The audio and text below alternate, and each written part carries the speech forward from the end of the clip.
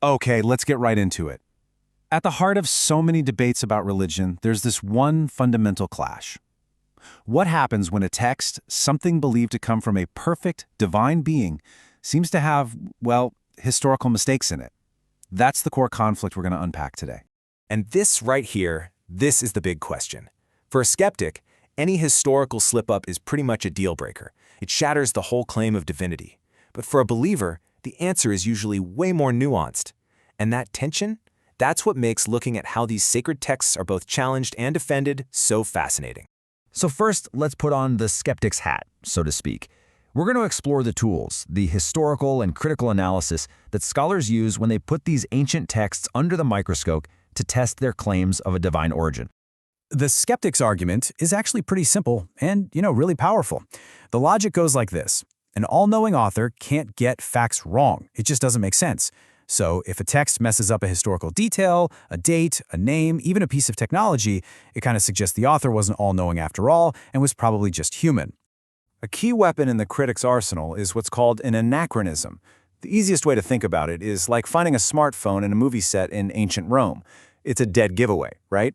It's something that's totally out of time, and it's a huge clue that the story might have been written way later than it claims. So these critiques usually fall into four main buckets. First, you've got contradictory accounts of the exact same event. Second, there are factual errors that just don't line up with what science or archaeology tells us. Third, you've got those anachronisms we just talked about. And finally, you find stories that seem to borrow heavily from even older myths from surrounding cultures. So how does this actually play out? Let's look at some real-world examples that critics point to, where the historical record seems to be in a direct showdown with the sacred story.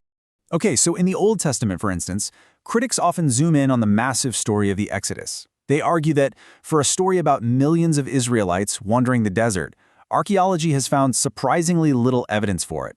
The same goes for the famous story of Jericho's walls tumbling down. Excavations suggest the city might not have even had those kinds of walls at the time the story is set. As sometimes, the critiques come from within a single tradition. Skeptics love to focus on the four Gospels because they give different accounts of Jesus' birth and resurrection. Who exactly went to the tomb? What did they see? For a critic, these different details suggest human authors piecing together stories from memory and tradition, not one single perfect divine report. You see this same critical lens applied all over. The Book of Mormon, for example, talks about these huge civilizations in the ancient Americas that had things like steel and horses.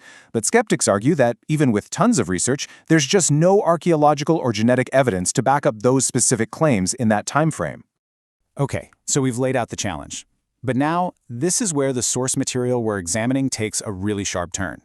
It argues that the Quran actually presents itself in a totally different way, one that claims to be immune to these exact types of criticisms. And this brings us to a really important concept from the source, muhaimin. See, the Quran doesn't say it's just another book in a long line of books. Instead, it claims to be a final guardian, a kind of corrective standard, sent to filter out the human errors and distortions that might have crept into earlier revelations. So this creates this stark contrast, right? On one side, you have these chronicles that could have been changed over time by human editors and cultural influences. But on the other, the Quran is presented as a closed system, a pure signal that's divinely protected from all that human noise. And here it is. This is the verse that this whole claim is built on. The text itself makes it direct promise that it will be divinely preserved. This isn't some later interpretation, it's a feature that's literally built into the text, arguing its integrity is guaranteed by God himself. So, how does this idea of a divinely guarded text actually deal with those specific historical criticisms? Let's dive into how the source material applies this framework to some of the most common challenges people raise against the Quran. All right, this is a classic one critics bring up all the time. The Quran calls Mary the mother of Jesus, the sister of Aaron. But the biblical Aaron lived over 1,000 years before she did. So, on the surface, that looks like a massive, clear-cut historical blunder. But the source here offers a linguistic and cultural explanation. It argues that in ancient Semitic languages, words like sister or brother weren't always literal. They were often used to show you belonged to a certain lineage or had a spiritual connection. So calling Mary sister of Aaron was actually a title of honor, connecting her to the pious priestly line of Aaron. Okay, here's another big one. The Quran says a figure named Samiri was the one who built the golden calf back in the time of Moses. But critics jump on this, saying the Samaritan people didn't even exist as a distinct group until much, much later. Again, it really looks like a glaring anachronism. And again, the explanation from the source dives deep into the language.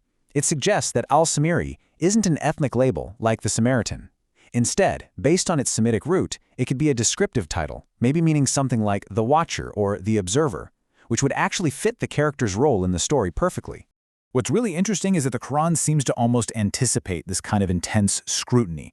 The source points to a specific verse that basically throws down a challenge. You could almost call it a falsification test. It says, hey, if this book were from anyone other than God, you would find it full of contradictions. Go ahead, look. And this powerful verse really just sums up the whole argument. It presents the Quran not just as a book, but as this untouchable system of truth.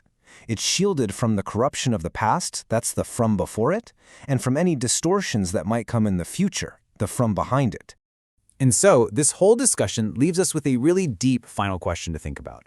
What is the ultimate yardstick for a sacred text's truth? Is it how perfectly it lines up with the shifting sands of archaeology and external history? Or is it found somewhere else, in its own internal logic, its consistency, and the moral world it builds? That's the core tension.